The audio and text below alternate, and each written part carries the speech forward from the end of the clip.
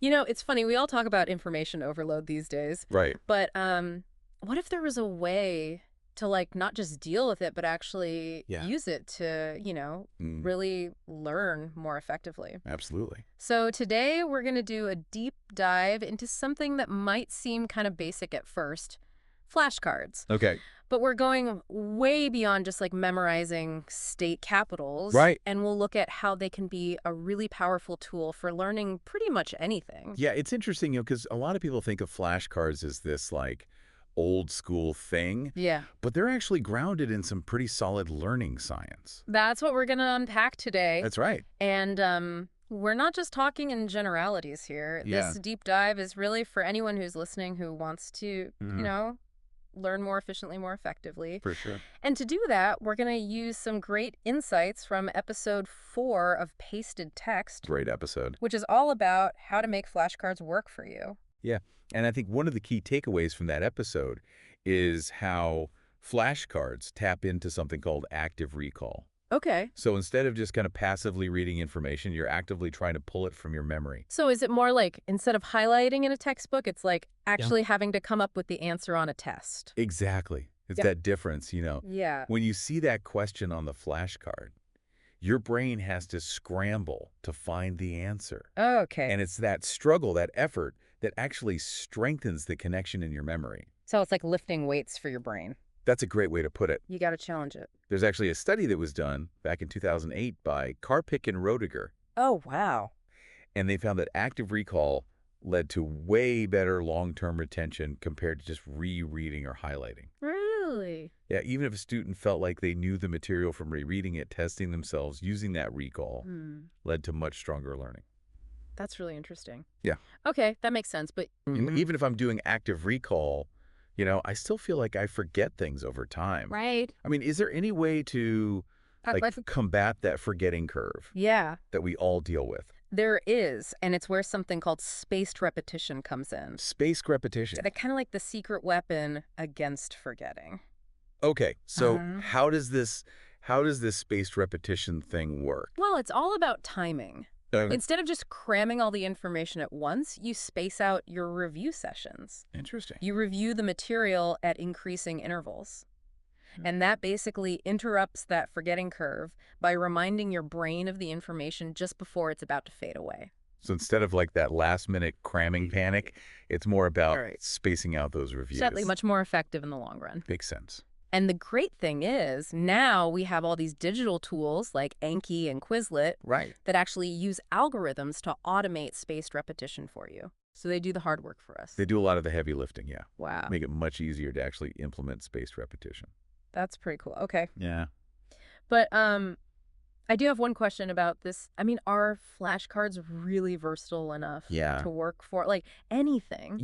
That's one of the great things about flashcards. Okay. They're not just for memorizing simple facts or vocabulary. Right? You can adapt them to pretty much any subject you can think of. Really? Yeah, you could use them for learning a new language, understanding complex scientific concepts. Wow. You can use them for historical dates, for memorizing anatomical structures. So theoretically, I could use flashcards to like finally understand quantum physics? Well, maybe not everything, Okay. but you'd be surprised at how much you can actually learn using flashcards. Hmm. And what makes them even more powerful is that they're super portable Yeah. and customizable. You can tailor them to your specific needs. Right. Your learning style, you can add images, diagrams, even audio recordings. So it seems like making your own flashcards then would be Yeah. more beneficial than just using like generic ones. You're absolutely right, and there's actually research to back that up. Oh, really? Yeah, a study by Dunlosky and his team in 2013 showed that actually creating your own study materials, like flashcards, Wow. leads to deeper comprehension. And, I think this is important, increased motivation. Interesting. They found that students who created their own materials, especially if they had to select and organize the information themselves, did much better than those who just used pre-made materials. So the act of creation is actually part of the learning? Absolutely. It forces you to engage with the material in a much more active way. That's fascinating. All right. Yeah. I am officially on board with the power of flashcards. Good. But I have to ask, how do we actually use them effectively? That's the key question. What are some tips to really maximize their impact? Yeah, there's definitely some strategies to make sure you're using flashcards like a pro. Okay, so what's the first step? Well, first and foremost, you got to embrace spaced repetition. Okay. I know we talked about it before, but those digital tools like Anki and Quizlet Mm-hmm. are fantastic for this because they take care of a lot of the heavy lifting. Okay. They track your progress, they schedule your reviews at optimal intervals, Right. and they can even flag your weak spots. So it's like they're personalized to how you're learning. Exactly. They're like personal flashcard trainers, always there to remind you when to review. Interesting. And that takes away a lot of the guesswork Yeah. of spaced repetition. Okay, so what else should we keep in mind when we're using flashcards? Well, this might seem obvious, but you really need to challenge yourself during those review sessions. Okay. Don't just glance at the card and think, oh, yeah, I know that. Right. You have to force your brain to work for it, cover up the answer, actually try to recall the information from memory. So it's like a pop quiz every time, Every time. for every card. And then only after you've tried to recall it, flip the card over and check. Okay, that makes sense. And Yeah. what about mixing things up? Oh, that's a great point. You don't want to fall into a rut. Right. So shuffle your deck, vary your testing methods, even try testing yourself in different environments. Oh, that's interesting. Keeps your brain on its toes Yeah. and strengthens those memory connections. Okay, so flashcards are not just a simple study aid. No, not at all. They're like a secret weapon for learning. Yeah, that's a great way to put it. I'm starting to see how much potential they have. And we've only just scratched the surface here. Oh, really? In part 2 of our deep dive, we're going to explore even more advanced strategies for using flashcards, like a pro, Okay. including specific techniques for different types of learning. Can't wait. It's going to be good. I'm already working on my flashcard deck. Excellent. Putting this into practice. I love it. Welcome back to our deep dive into flashcards. Yeah, I'm really excited to It's amazing how much go even deeper. potential these little cards have, This really is. for amping up learning. Yeah, we talked about those principles, like the active recall and the spaced repetition. Right.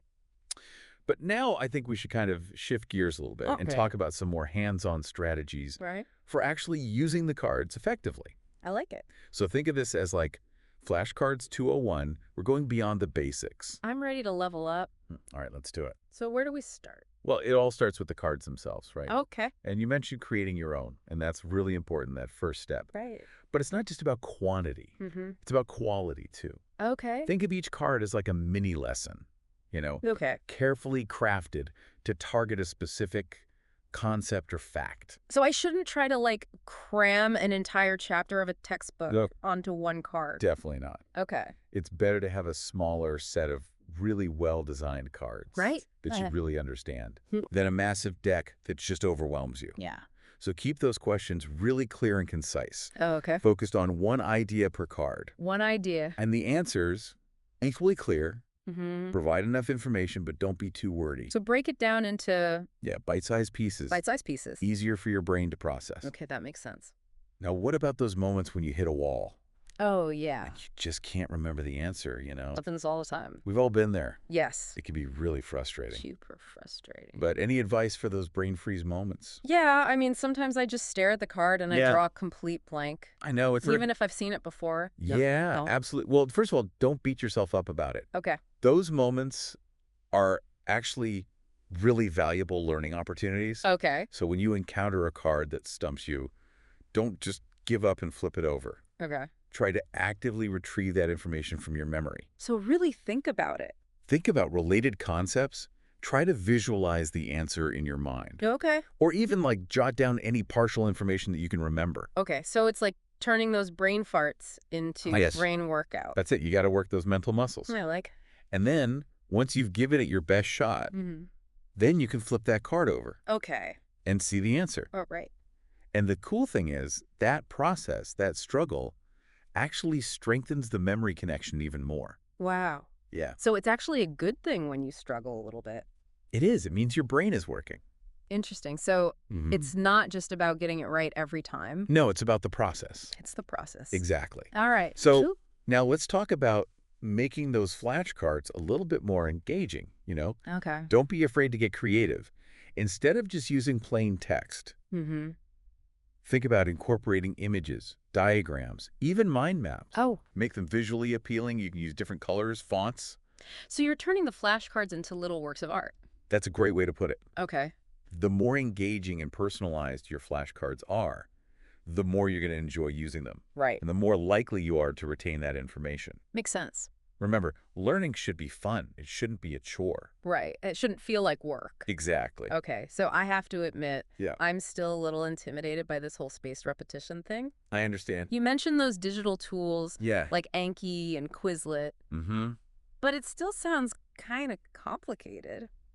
It can seem that way at first, Yeah. but honestly, it's a lot easier than you think, especially with those tools. Okay. They really make spaced repetitions super easy. All right. All you got to do is put your flashcards into the system, Right. and the algorithms take care of the rest. So they schedule it for you? They schedule the reviews at optimal intervals based on how you're doing.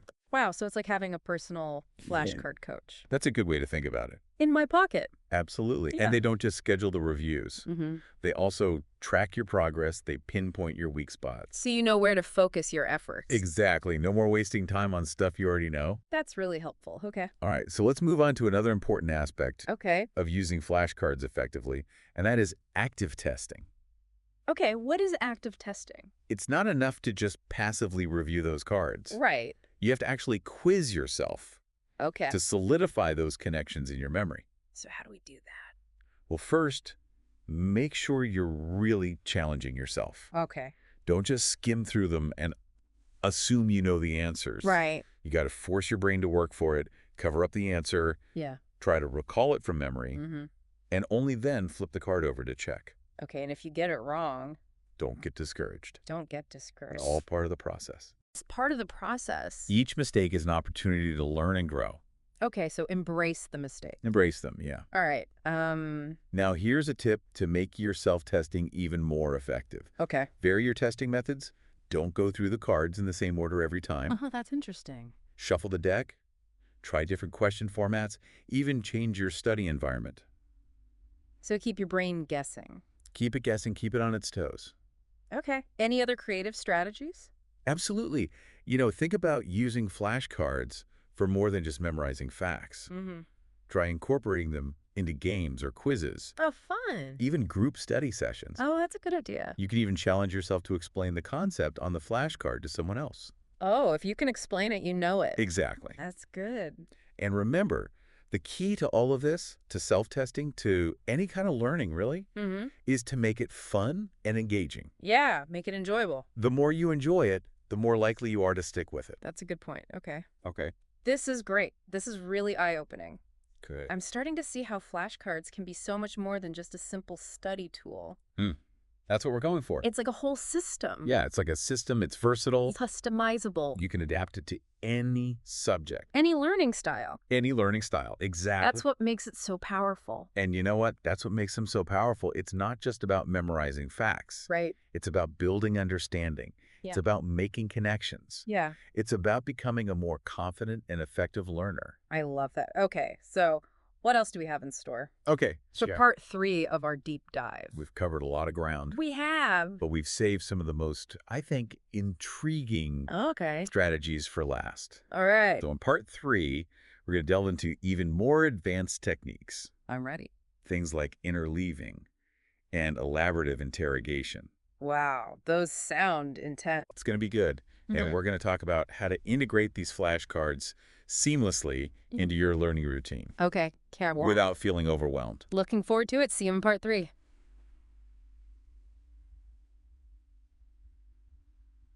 Welcome back to the deep dive. It's been quite a journey, this whole flashcard thing. It has. I mean, who knew these little cards had so much depth? Yeah, we've gone from like basic active recall and spaced repetition Right. to some really creative techniques to make them even more powerful. And in this final part, Mm-hmm. you promised to share some even more advanced strategies. I did. Are you ready to unlock those next level flashcard skills? I think so. I'm a little nervous, but let's do it. All right, let's dive in. So one technique that I think can really boost your learning is called interleaving. Interleaving. Okay. Yeah, it's basically about mixing up different subjects or concepts during your study sessions. So instead of just focusing on one thing at a time, You're switching gears. you're mixing it up. You're mixing it up, yeah. Okay, tell me more. How does this work? So think about it this way. When you focus on just one subject for a long time, your brain can kind of go into autopilot mode. Oh, You might feel like you're learning, but you're not really pushing yourself. I've been there. Right. You get stuck in a rut. Totally. But when you interleave, you're constantly switching gears. You're forcing your brain to work harder Okay. to retrieve information from different contexts. So instead of like all my history flashcards, then all my biology flashcards, it's like mix them all up. Mix them up. You can even throw in some language vocabulary, some Yeah. coding concepts, whatever you're learning. So it's like cross-training for my brain.